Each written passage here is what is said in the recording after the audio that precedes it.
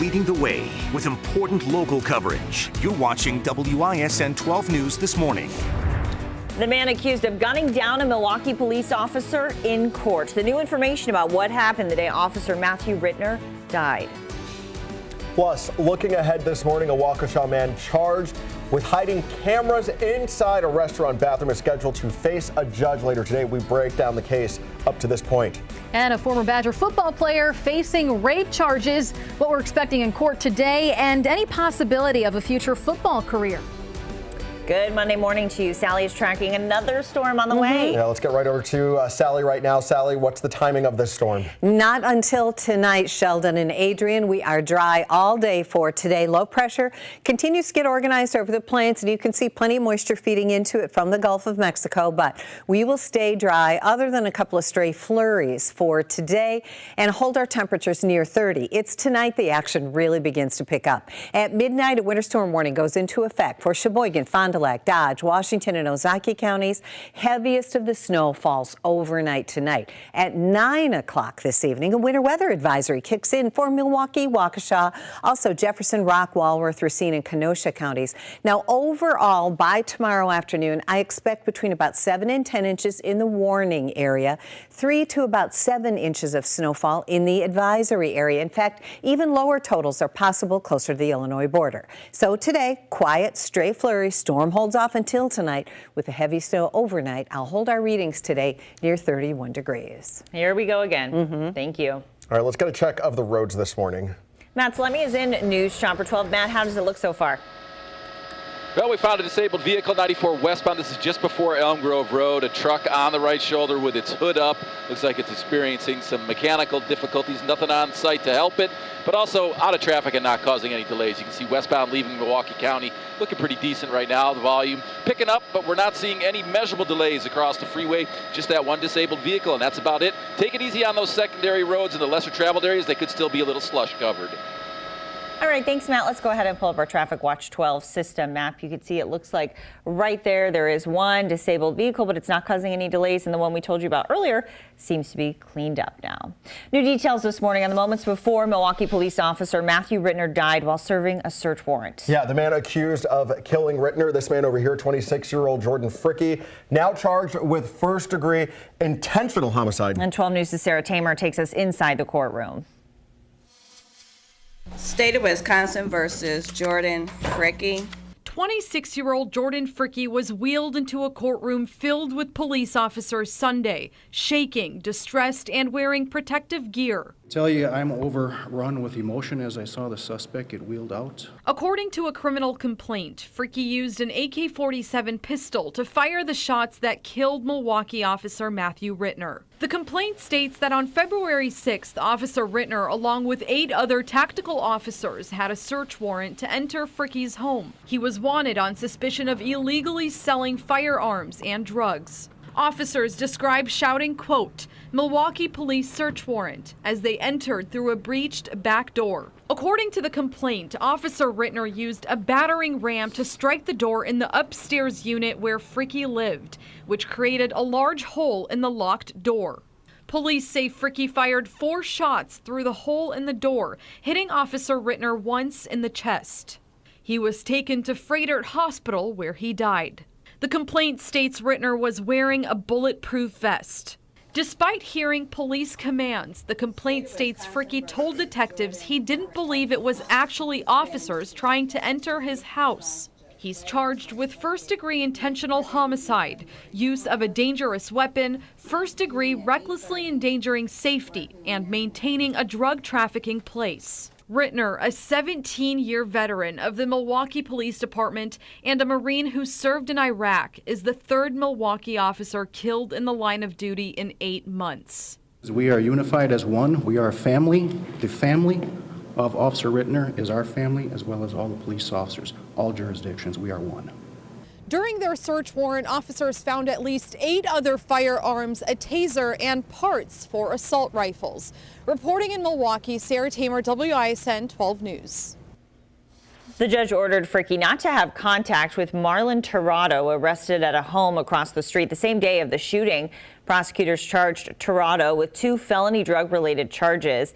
A criminal complaint says police were investigating Toronto and Fricke for drug dealing and illegal gun purchases. Toronto, though, is not charged in Officer Rittner's death. And there are tributes to Officer Rittner all across our area. Governor Evers ordered flags across the state to be lowered to half staff in Rittner's honor until he is laid to rest. People also added to a memorial outside of the neighborhood task force office where Officer Rittner worked. They placed flowers, messages, and other tributes on the squad car that Rittner used to drive. Public visitation for Officer Rittner is scheduled for Wednesday from 9 until 1 at the Oak Creek Assembly of God. A funeral service will then begin right after that at 1. And Officer Rittner leaves behind a wife and a young son. If you would like to help his family, you can donate money at any TCF bank. There's also a GoFundMe account in Officer Rittner's name. At last check, donors had raised more than $21,000. We have more information on how to donate on our website, WISN.com. A trial for former UW Badgers receiver Quintez Cephas will begin today. Eden, he is accused of sexually assaulting 2 women. Yeah, that's right. The jury trial for Quintez Cephas begins at the Dane County Courthouse today, and trial evidence could include surveillance video from the day 2 UW students say that Cephas violated them. Cephas claims that the sexual encounter was consensual. An attorney for one of the student accusers says that she is prepared to take the witness stand, and some of Cephas's Badger football teammates might do that as well, including receiver Danny Davis, who admitted that he was with Cephas the night of those alleged sexual assaults. Guys? That might get cleared up in the testimony in court. How could this all impact his career, though? Well, a lot of people believe that Cephas had a future in the NFL. This was before he was suspended from the UW football team. Even an acquittal for Cephas is no guarantee that those pro football dreams may come true, considering that other NFL players who have faced similar allegations like this have been suspended. So we'll just have to see what the future holds for Cephas. All right. We're staying on top of that. We'll have updates throughout the course of that trial. And looking ahead, a Waukesha man charged with hiding cameras inside a Culver's bathroom will face a judge today. Hillary's live at the county courthouse with the latest on this case. Hillary.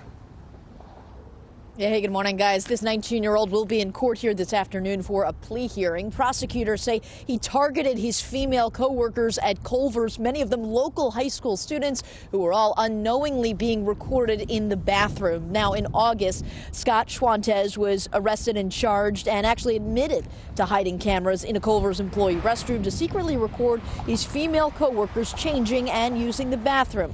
Police then found an additional 100 videos, which they say looked up the skirts of Waukesha West High School girls. 12 News spoke with a student back in August who worked with Schwantez at the Culver's. He was really kind of standoffish and quiet. I would go to the bathroom and I never suspected anything. I was pretty much just shaking. I was like, I really hope I wasn't on the recordings. Schwantez originally pleaded not guilty, but after his admission with police and with this plea hearing this afternoon, we'll see if that plea has changed. Perhaps there's a plea deal in the making here with this case, but those 4 felonies he's charged with, if convicted and he gets the maximum sentence, he's looking at about 21 years in prison. We're live at the courthouse. I'm Hillary Mintz, WISN 12 News this morning. Disturbing allegations and understandable why that other young woman would be so worried. Thank you, Hillary. 12 News Time, 6:38, and there is less than a week left before 25% of the federal government runs out of money again. And all of this is over the ongoing battle to fund border security. 12 News' Jared Hill looks into some possible progress for a solution. Jared. Hey, good morning, Sheldon and Adrian. Top members of that bipartisan border security committee say that talks are stalled right now, leading some to believe that we're headed toward another shutdown by the end of the week. This as President Trump is heading today to Texas to drum up more support. The specter of a shutdown is always out there. With a crucial end-of-week deadline for Congress and no deal on a border wall, the acting White House chief of staff isn't ruling out another shutdown. Most likely outcome, again, you cannot take a shutdown off the table, and you cannot take 5.7 off the table. Talks among the 17-person bipartisan committee hit a wall over the weekend as negotiators clashed both over border barrier funding and putting a cap on how many migrants ICE can detain. The president tweeting Sunday, the border committee Democrats are behaving all of a sudden irrationally. We are tired of the shutdowns and the showdowns. The threat of another shutdown, a talker with Democrats on the 2020 campaign trail this weekend. We want to keep this community and our country safe, but you cannot shut down the government over a political ploy. He's going to do whatever he legally can to secure that border. Now, one of those options, while unpopular, is declaring a national emergency to get around Congress for funding here. The shutdown was not good for the president, with his poll numbers dropping over the course of those 35 days that about 800,000 federal employees did not get paid. Reporting in Washington, I'm Jared Hill for WISN 12 News. 6:40 now, and coming up after the break, a wrap-up of the Grammy Awards last night. Yeah, a lot of the focus last night dedicated to women in the music business. Take a look.